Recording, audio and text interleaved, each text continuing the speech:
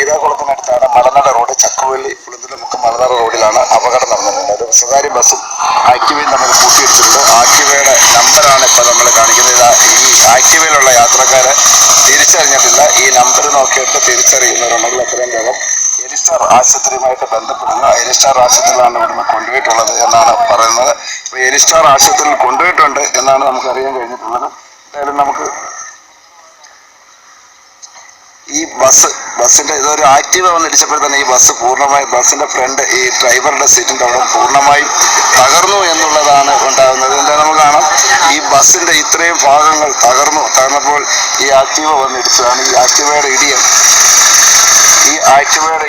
അത്ര ഈ ആക്റ്റീവ ഇവിടെ കിടക്കുകയാണ്. ഈ ആക്റ്റീവയുടെ നമ്പറാണ് നമ്മൾ മുമ്പേ കാണിച്ചത്. ഇത് ഈ പ്രേക്ഷകർ ഈ നമ്പർ കണ്ട് മനസ്സിലാവുന്നത്, ഈ ടൂ വീലറിലെ യാത്രക്കാരെ മനസ്സിലാവുന്നുണ്ട് എങ്കിൽ എത്രയും പെട്ടെന്ന് അവരുടെ ബന്ധുക്കളെയൊക്കെ വിവരം അറിയിക്കുക എന്നുള്ളതാണ് നമ്മൾ പ്രേക്ഷകരുമായി പങ്കുവയ്ക്കുന്നത്. എന്തായാലും എലിസ്റ്റാർ ആശുപത്രി, ശാസ്താംകോട്ടയിലെ എലിസ്റ്റാർ ആശുപത്രിയിലാണ്